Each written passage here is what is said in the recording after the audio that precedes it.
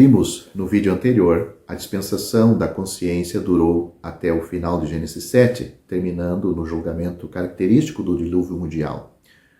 O próximo capítulo, no panorama do relacionamento de Deus com a humanidade, começa em Gênesis 8, com o recuo das águas do dilúvio e Deus fazendo uma aliança com Noé.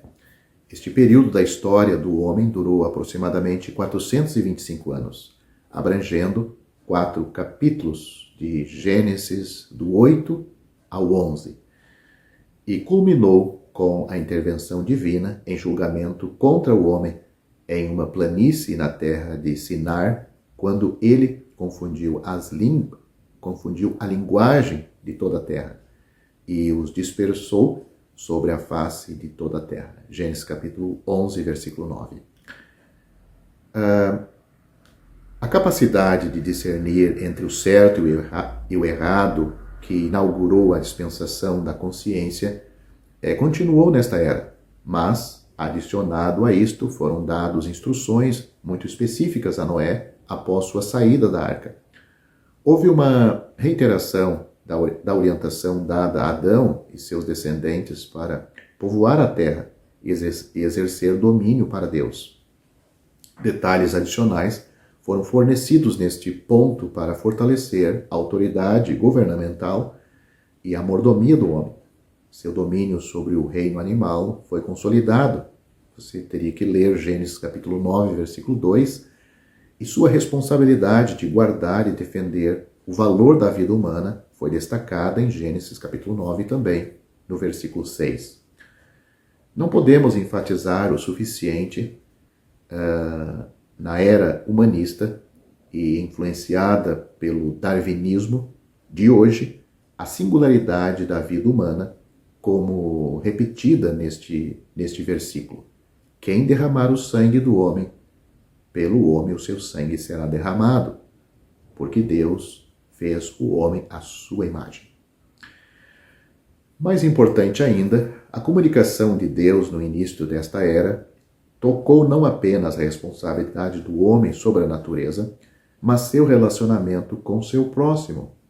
Talvez a característica mais marcante da revelação divina que inicia esta dispensação seja a inauguração por Deus de uma aliança incondicional com o homem, comprometendo-se a nunca mais destruir o mundo com dilúvio.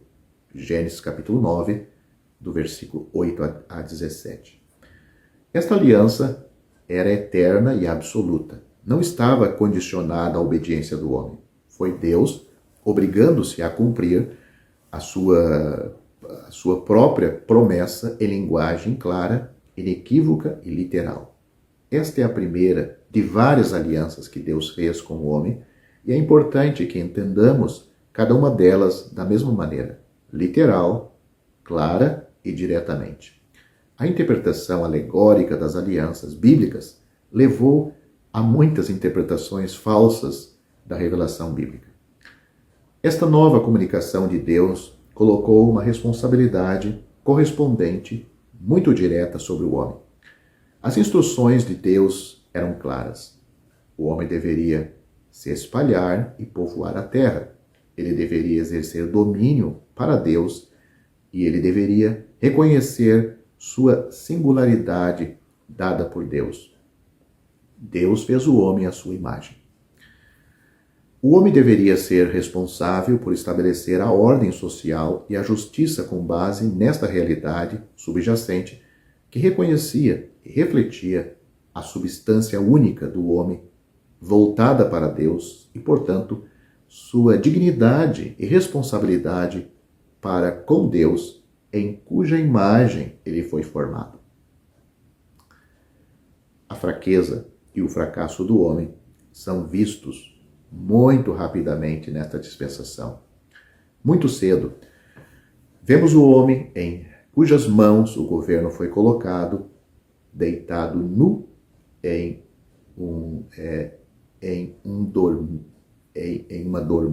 adormecido pela bebida na sua tenda. Que trágico. Noé, o grande herói da fé que havia obedecido a Deus de maneira notável, enganjou-se com indulgência no fruto de sua própria vinha e embriagou-se. Como uma parte, esta é a primeira menção de álcool nas Escrituras.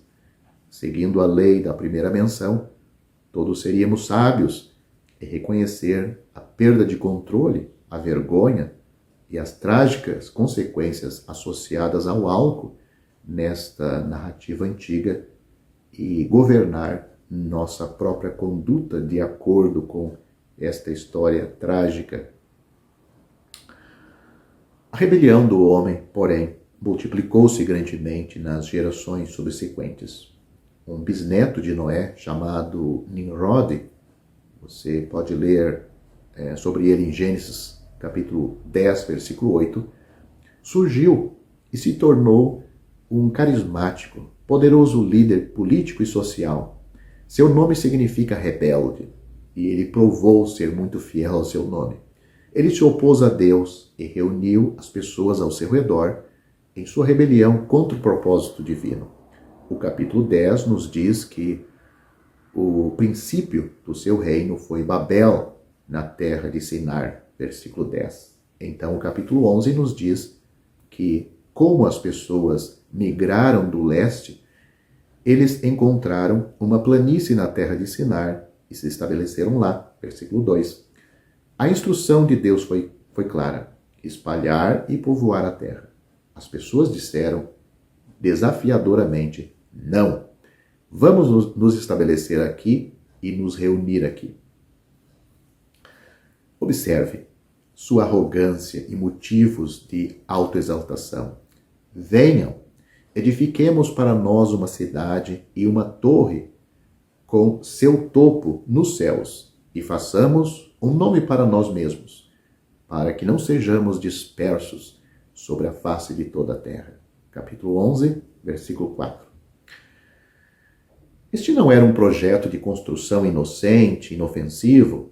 Foi um ato de desafio direto contra Deus, desobedecendo deliberadamente a sua direção e promovendo a independência e autossuficiência do homem.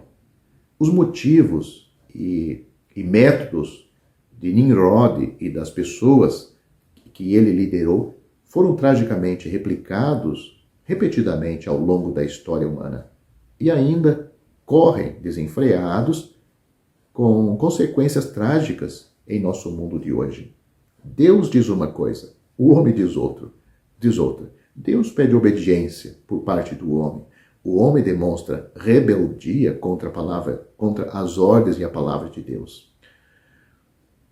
A resposta de Deus à rebelião do homem, nos versículos 5 a 9, foi rápida, deliberada, decisiva e eficaz. Com a restrição divina, como a restrição divina sempre é.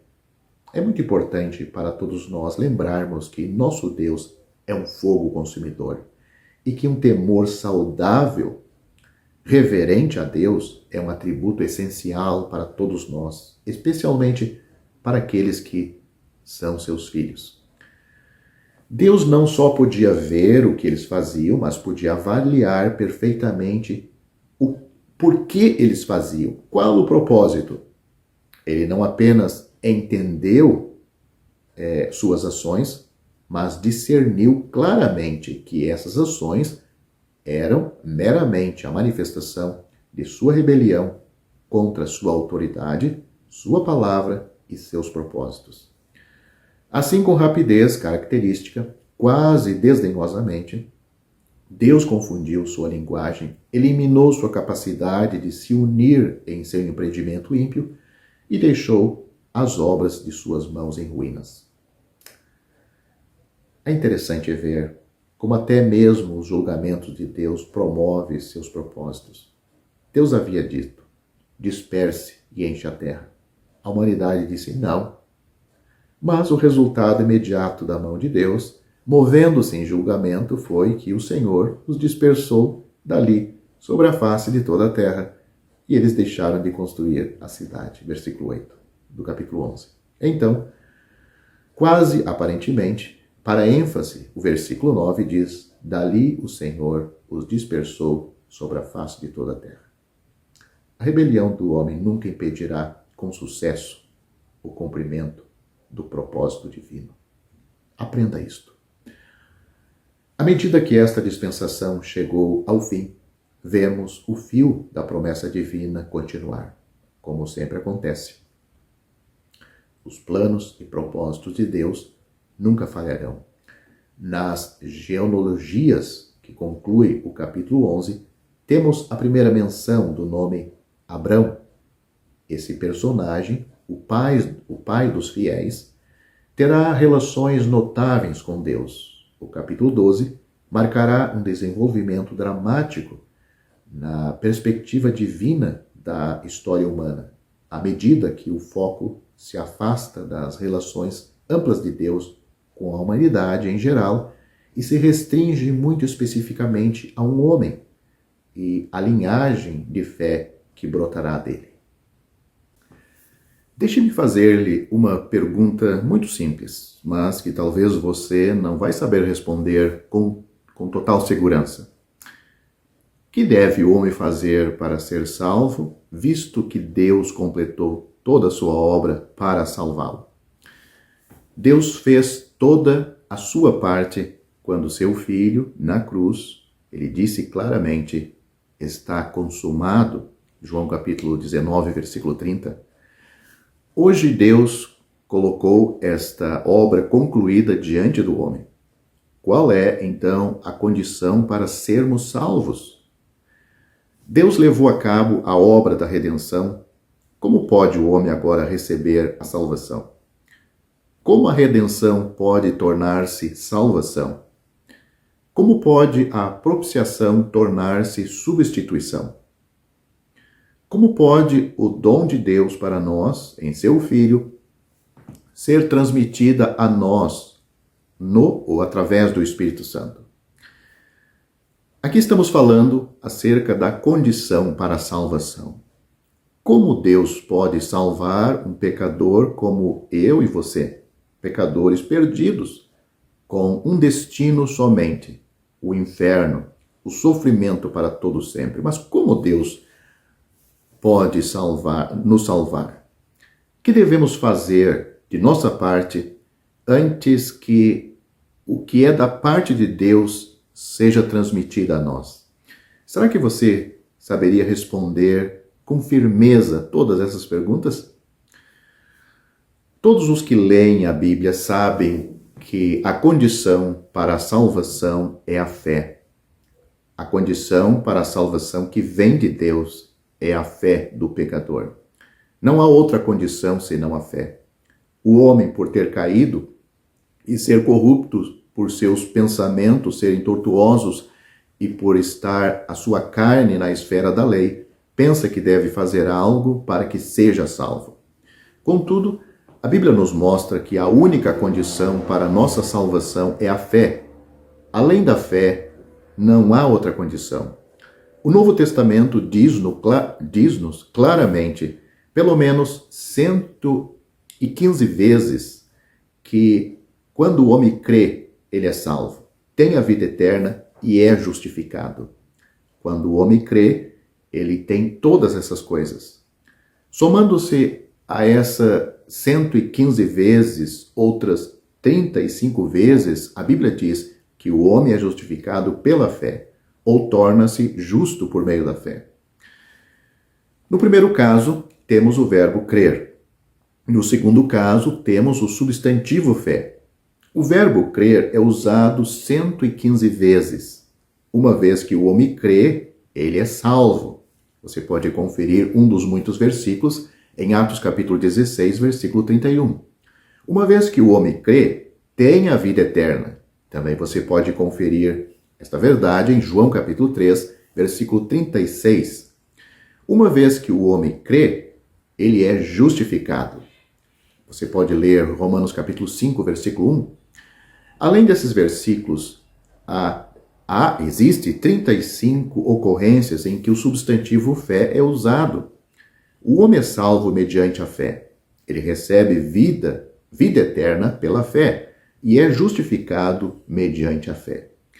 Portanto, em todo o Novo Testamento, pelo menos 150 vezes é dito que o homem é salvo, justificado e tem vida eterna unicamente por meio da fé. Não é uma questão de quem a pessoa seja, do que ela faça ou de que possa fazer. Tudo depende do crer. Tudo depende da fé. Outra questão que merece especial atenção é que em todas essas 150 ocorrências da fé e do crer, nenhuma outra condição é adicionada para que o pecador seja salvo por Deus. Esses versículos não dizem que o homem deve crer e seguir fazer algo para receber a vida eterna. Eles não dizem que o homem deve crer e fazer algo antes que possa ser justificado. Tampouco dizem que o homem deve crer e fazer algo antes que possa ser salvo. A palavra do Senhor menciona a fé de uma maneira clara e definida. Nada além é misturada ou vinculada à condição da fé. Portanto, a Bíblia nos mostra claramente que, do ponto de vista de Deus, não há outra condição para a salvação além de crer. Por quê? Porque o homem já está condenado por Deus. João capítulo 3, versículo 17 e 18 mostram esta verdade. A pessoa, o pecador, ele já está condenado, ele precisa ser salvo. Um dos livros mais lidos e apreciados do Novo Testamento é o Evangelho de João. Se alguém o ler cuidadosamente, verá que João escreveu esse livro com o único propósito de dizer-nos como o homem pode receber vida eterna e ser salvo, e como pode ser libertado da condenação. O Evangelho de João menciona 86 vezes que é por fé somente e por mais nada que o homem recebe a vida eterna. É justificado e não entra em condenação. Portanto, a Bíblia nos mostra clara, adequada e simplesmente que a salvação não é baseada no que o homem é, nem no que ele tem, tampouco no que fazer. Também não é baseada no que ele tem que fazer. A Bíblia nos mostra que quando o homem crê em Cristo, ele recebe. Ele recebe por meio de crer. O Senhor Jesus veio para o que era seu, os judeus, e os seus não o receberam. Mas a todos quantos o receberam, deu-lhes o poder de serem feitos filhos de Deus aos que creem no seu nome, os quais não nasceram do sangue, nem da vontade da carne, nem da vontade do homem, mas de Deus. Esses versículos estão em João, Evangelho de João, capítulo 1, do versículo 11 ao 13. Dissemos que a salvação e a redenção são realizadas por Deus. Mesmo a maneira e o plano para cumpri-las são arranjadas por Deus. Também vimos que a graça é cumprida por Deus por meio do Senhor Jesus Cristo. Temos de lembrar que se do lado de Deus é graça, então do nosso lado deve ser fé para receber esta graça. Se estendo minha mão para dar uma xícara de chá a uma pessoa, ela não pode recebê-la estendendo seus pés? A maneira que os outros utilizam para dar-lhe algo deve ser a mesma que você usa para recebê-lo deles. A maneira de receber deve ser a mesma usada para dar. Se as pessoas o chamam pelo telefone, então você tem de responder usando o telefone. Se ele escreverem uma carta, você tem de receber a carta. A maneira como algo é recebido deve ser a mesma como foi enviado. De acordo com a Bíblia, graça é o que Deus nos deu por intermédio do Senhor Jesus Cristo. Porque a lei foi dada por Moisés, a graça e a verdade vieram por Jesus Cristo. Isto está em João, no Evangelho de João, capítulo 1, versículo 17. Deus salva o pecador no princípio da graça. Uma vez que esteja no princípio da graça, do lado de Deus, então, do nosso lado, está no princípio da fé. A fé e graça são dois princípios inseparáveis. Graça é Deus dando algo a nós. E fé é o nosso receber algo da parte de Deus. Fé nada mais é que receber o que Deus nos deu em espírito. Isso é totalmente independente de obra. Fé não é uma obra realizada pelo pecador para receber a graça de Deus. Somente desta maneira o homem pode receber a graça de Deus. Se recorrermos a quaisquer outros meios, não seremos capazes de receber a graça de Deus. Pelo contrário, vai ser um impedimento para Deus dispensar a sua graça salvadora a este pecador. Embora a Bíblia nos mostre que é pela fé que se recebe a graça de Deus, muitas doutrinas têm surgido como resultado da má interpretação por parte do homem. O homem cria teorias baseadas em seus próprios pensamentos e em sua mente obscurecida. Elas envolvem o que ele deve fazer para que seja salvo. Assim como o homem tem criado ídolos com seu coração tortuoso e os considera deuses, da mesma forma, ele tem estabelecido condições para a salvação com seu coração tortuoso e pensamentos obscurecidos. Por essa razão, devo chamar sua atenção para as diferentes condições que o homem estabeleceu para a salvação e considerar se esses caminhos de salvação são confiáveis ou não. Vamos ver que esses meios que os homens e o homem têm estabelecido está contrário ao que a Bíblia ensina para que o pecador seja salvo e tenha certeza da sua salvação, segurança. Se o homem não vê a vontade de Deus e não compreende sua palavra, ele não perceberá que a condição para a salvação é a fé, como já dissemos no início do vídeo. Contudo, se o homem vê a luz de Deus e compreende a verdade de Deus, ele não será capaz de contrariar o fato do Novo Testamento de que a salvação é mediante a fé. O problema hoje é que, depois de reconhecer a fé como a condição da salvação, ele adiciona algo mais à fé. A controvérsia entre Deus e o homem não é a de crer ou não crer, mas é a de crer com oração, crer com as obras da lei, crer com batismo, ou crer com o testemunho dela, como um pré-requisito para a salvação. E desta maneira e desta forma, as pessoas que agem assim, nunca têm certeza da sua salvação. A palavra de Deus diz-nos que uma vez que creiamos, somos salvos. Porém, o homem hoje acrescenta a palavra com algo mais para a conclusão desta salvação. De acordo com suas mentes obscurecidas, ele proclama que o homem é salvo mediante a fé com alguma coisa. O que iremos considerar não é se alguém pode ser salvo pela fé. Esta questão já está resolvida. Pelo menos na Bíblia está resolvida. A questão hoje é se a fé é suficiente ou não. Precisamos adicionar com a fé para que sejamos salvos? Precisamos adicionar alguma coisa à fé para que tenhamos a salvação? A primeira questão é se o homem é salvo por meio da fé com a guarda da lei. A maneira do homem para a salvação é a fé mais o guardar a lei.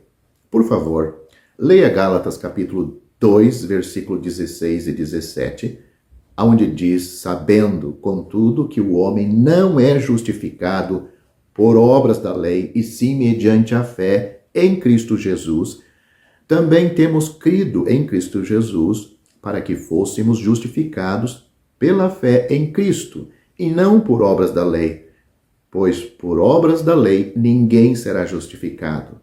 Mas se se, procurando ser justificado em Cristo, fomos nós mesmos também achados pecadores, dar-se-á o caso de ser Cristo o ministro do pecado? Certo que não. Isto é o que diz esses dois versículos em Gálatas capítulo 2.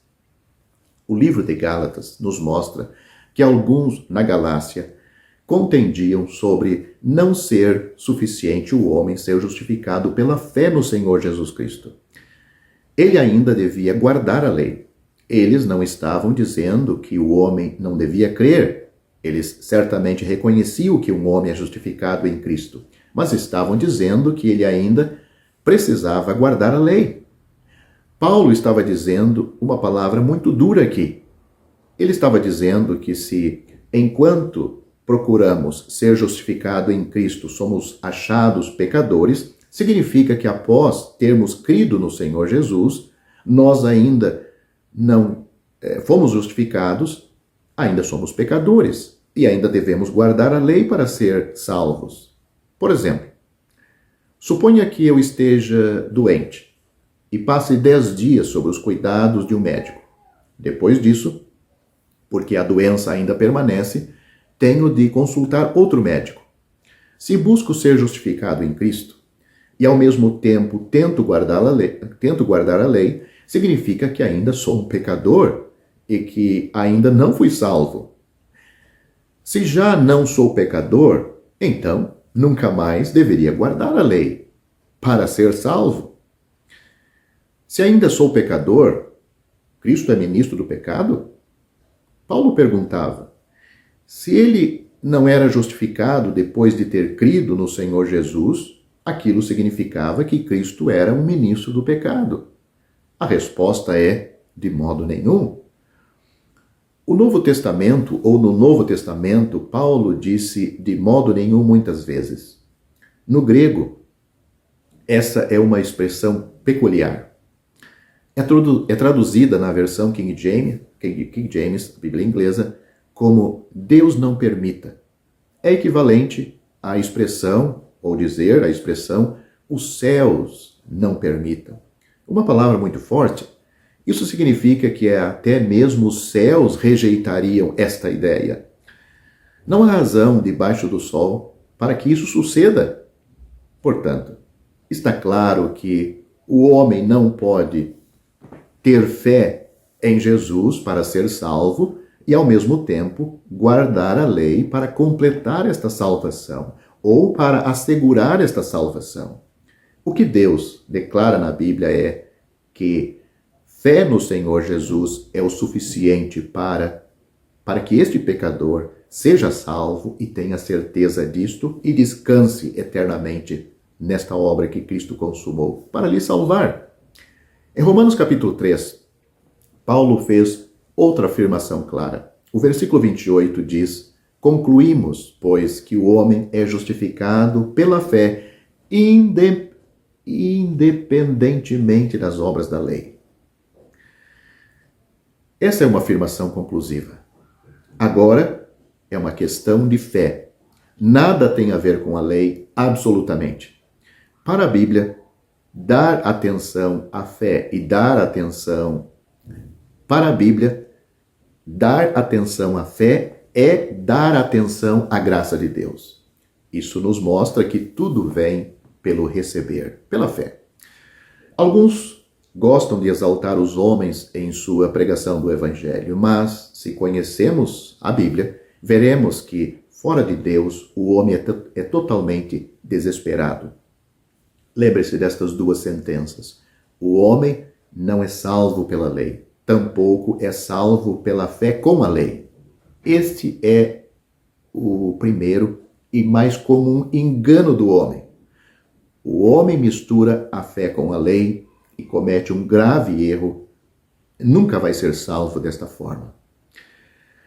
A compreensão mais frequente da condição da salvação é que a salvação é pela fé e também pelas boas obras.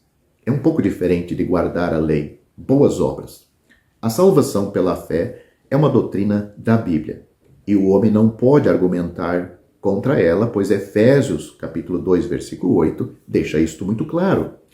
Contudo, o homem diz que ela é também pelas obras a salvação. Consideremos algo que... Vamos considerar agora o que a Bíblia diz sobre o assunto. Frequentemente somos brandos e complacentes em nosso falar, mas a Bíblia não é branda no seu falar. Ela é muito precisa, muito clara. Efésios capítulo 2, versículos 8 e 9 dizem: porque pela graça sois salvos mediante a fé. Isto não vem de vós, é dom de Deus. Não de obras, para que ninguém se glorie.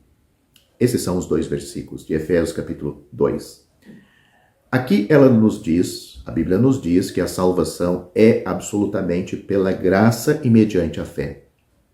A palavra mediante significa através da fé. É como dizer que a luz elétrica brilha pela eletricidade mediante o fio condutor.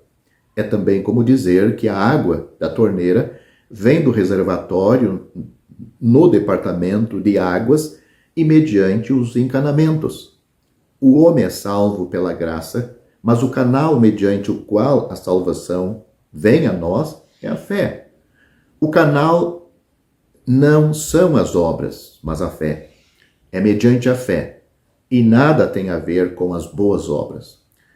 Não é adicionar à fé as boas obras. É preciso saber que a fé e as boas obras são basicamente opostas entre si. A graça do Senhor Jesus é baseada no amor de Deus.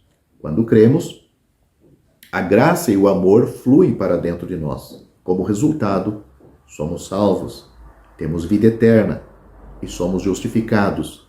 Nada disso é transmitido a nós por meio das boas obras. Você que lê a Bíblia pode perguntar: por que então Paulo, escrevendo aos Filipenses, no capítulo 2, versículo 12, ele diz que devemos desenvolver nossa salvação? A palavra desenvolver na língua original grega carrega o significado de para fora. Esse é o significado de desenvolver. Significa para fora. Devemos operar para fora nossa salvação em temor e tremor. A palavra ou o versículo que Paulo, as palavras de Paulo, ele parou aqui neste versículo que eu acabei de citar.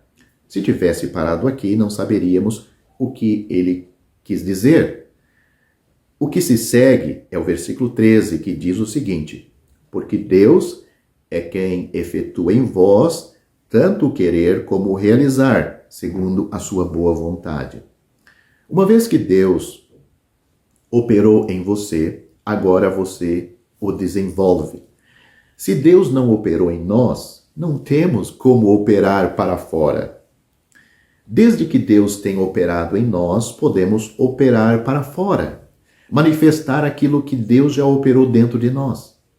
Deus já nos salvou interiormente e nos deu vida. Agora, não há outra maneira exceto deixá-lo vir para fora. Deus não quer que trabalhemos para sermos salvos. Ele quer que operemos para fora aquilo que já recebemos pela fé. Portanto, essa não é uma questão de salvação ou perdição, vida eterna ou morte eterna. Essa é uma questão de se alguém recebeu ou não recompensa. Esta é uma questão de que se alguém recebe ou não recompensa após a sua salvação. As obras que esta pessoa está fazendo agora são obras de uma pessoa já salva. Deus já operou em você, levando-o a querer e realizar pelo seu bom prazer. Portanto, você tem de desenvolvê-la. Esta é a condição adequada de um cristão. Em outras palavras, esta é a nossa obra após a salvação. Se um homem ainda não é salvo, ele não pode desenvolver sua salvação. Se um homem não tem vida, ele não pode expressá-la. Somente após o homem ter sido salvo, ele pode desenvolver sua salvação. Portanto, vê-se que não existe tal coisa como ser salvo por meio de boas obras. Boas obras são após a salvação. Meu amigo, você deve ver que a salvação não vem de você mesmo. deve perceber de coração que tudo é proveniente do Senhor Jesus. A fé não é uma virtude. Fé é simplesmente receber o que Deus tem oferecido gratuitamente. A fé não é uma virtude. Fé é apenas permitir que o Senhor nos salve. É como uma pessoa que cai no mar. Quando alguém chega para salvá-la, atirando-lhe uma rede, ela não tem de fazer nada. Desde que não pule para fora da rede, está bem. Tudo foi feito pelo Senhor Jesus. E quando Ele salva, esta salvação é eterna. Ele disse, dou-lhes a vida eterna e nunca hão de perecer. João capítulo 10, versículo 28. Antes de falarmos sobre o significado do arrependimento na Bíblia e sua relação com a fé e salvação, devemos primeiramente esclarecer algumas coisas sobre o arrependimento. Como nos arrependemos? Quando ouvimos os pregadores falando-nos da maldade e da repugnância do pecado e da redenção do Senhor Jesus, desejamos arrepender-nos e crer no Senhor Jesus como nosso Salvador. Não estávamos sentados em um canto falando a nós mesmos o quão corruptos éramos, o quão pecadores éramos. Mesmo que tivéssemos de repetir isso várias vezes, essa fala não nos faria sentir que éramos pecadores. Você sentiria que está errado simplesmente por falar sobre isto? Por falar que você está errado, você vai se sentir errado? Ninguém entre nós se arrepende desta maneira. A primeira vez que ouvimos o Evangelho, opusemos-nos e criticamos. Não desejamos aceitá-lo. Se quiséssemos argumentar, poderíamos colocar muitos argumentos contra esta verdade que Deus nos condena por causa que somos pecadores. Estamos destituídos da sua glória, mas não a recebemos isso tão facilmente. No dia em que fomos salvos, o Evangelho que nos foi pregado pôde não ter sido tão prevalecente. Mas, enquanto estávamos lá, ou depois que voltamos do trabalho, ou enquanto estávamos andando na rua ou lendo um livro, estávamos condenados. Espontaneamente, nos arrependemos e então fomos salvos. Esse espontaneamente é de uma maneira consciente. Fomos nós mesmos que nos arrependemos, ninguém nos forçou, nem nos lembrou ou nos pressionou para nos arrependermos. Foi Deus quem nos deu arrependimento e fomos nós que dissemos, eu me arrependo. Portanto, isso é obra de Deus. É por isso que a Bíblia diz que o arrependimento é dado por Deus. Em Atos capítulo 11, depois que Pedro pregou o evangelho na casa de Cornélio, os irmãos judeus o reprovaram por ir à casa de um gentil. Pedro, então, relatou-lhes como pregou o evangelho para Cornélio, o gentil, e todos aqueles gentios que estavam na casa dele. O versículo 18 diz, aí em Atos dos Apóstolos, neste capítulo, ele diz o seguinte, e ouvindo eles estas coisas, apaziguaram-se e glorificaram a Deus, dizendo, logo também aos gentios foi por Deus concedido o arrependimento para a vida. Perceba que Deus deu aos gentios arrependimento para a vida. Portanto, vemos que arrependimento é parte da graça de Deus e parte integrante da salvação de Deus. É algo feito por Deus. Por um lado, o homem não é salvo por meio do arrependimento, mas pela fé. Essa é a verdade mostrada a nós pelo Evangelho de João e pelas epístolas de Romanos e Gálatas. Não podemos equivocar-nos a este respeito. Mas, por outro lado, sem arrependimento, um homem não pode crer. Então, em nossa pregação, muitas vezes falamos às pessoas para se arrependerem. E é uma verdade. Isso não significa que só o arrependimento nos salvará. Pelo contrário, significa que o arrependimento produzirá fé. Se um homem não se arrepender, não será capaz de crer.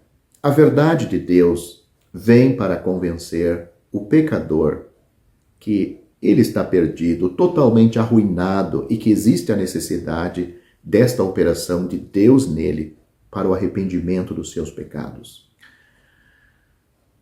Mas arrependimento não é obras. Não é uma obra que ele faz. A Bíblia diz que o arrependimento é dado por Deus. Deus nos fala para nos arrependermos. Não é que sentamos em um canto pensando que devemos arrepender-nos, que temos de odiar nossos pecados e julgar-nos. Temos de perceber que ninguém pode fazer isso. Sinto dizer que ninguém em todo o mundo consegue fazer isto. Mesmo se alguém fosse capaz de fazer isto, não teria nenhum valor. Arrependimento é um dom de Deus. Mesmo nos evangelhos, quando o Senhor Jesus veio para pregar o evangelho, ele não somente pregou o perdão, mas também pregou o arrependimento. Lucas capítulo 13, ele disse: se não se arrepender, todos de igual modo perecereis. Ele é o único que nos capacita a arrepender-nos. Os que se arrependem são os cristãos e os salvos. Se você que me ouve, ou melhor dizendo, talvez vocês que me ouvem, se não foram salvos e não sabem como receber a graça de Deus, temos de dizer que Deus deseja dar-lhes graça. Ele deseja dar-lhes arrependimento. Ele os está conduzindo à salvação por meio do arrependimento. Finalmente, existe um versículo que mostra-nos que é a bondade de Deus que nos conduz ao arrependimento. A última parte de Romanos capítulo 2, versículo 4 diz: a bondade de Deus é que te conduz ao arrependimento. Ou seja, esta salvação que Deus oferece é uma obra de Deus no pecador, na alma do pecador, no coração do pecador. E o pecador deve ouvir o Evangelho, deve ler a palavra de Deus. Mas isto também não é suficiente. Estas são informações que ajudam o pecador a saber como ele ser salvo. Porque a pessoa, às vezes, confia muito, até mesmo na sua Bíblia. Ele guarda a sua Bíblia com tanto carinho e acha que este livro, sem dúvida, santo, é a palavra de Deus, mas ela não salva o pecador. Quem salva o pecador é o que a Bíblia aponta. A Bíblia aponta uma pessoa. O Senhor Jesus Cristo disse uma certa vez: na verdade vos digo, quem ouve a minha palavra, muito bom, mas não para aí. Quem ouve a minha palavra e crê naquele que me enviou ele com um propósito. Crê naquele que me enviou, tem a vida eterna. Não entrará em condenação, mas passou da morte para a vida. Eu termino esse vídeo deixando esse assunto em suas mãos. Para você ser salvo, é um ato de fé em Cristo. Porque nele, foi ele que morreu por nós. Foi ele que derramou seu sangue. Foi ele que entregou a sua vida santa. Porque Deus prova o seu amor para conosco, em que Cristo morreu por nós, sendo nós ainda pecadores. Para você ter os benefícios da salvação, que livra você do inferno e garante a sua entrada no céu, você tem que receber esta pessoa. Pois debaixo do céu, em nenhum outro há salvação. Porque também debaixo do céu, nenhum outro nome há dado entre os homens pelo qual devamos ser salvos. Só por Jesus é que nós somos salvos. A Bíblia diz: crê no Senhor Jesus Cristo e você será salvo. Atos capítulo 16, versículo 31.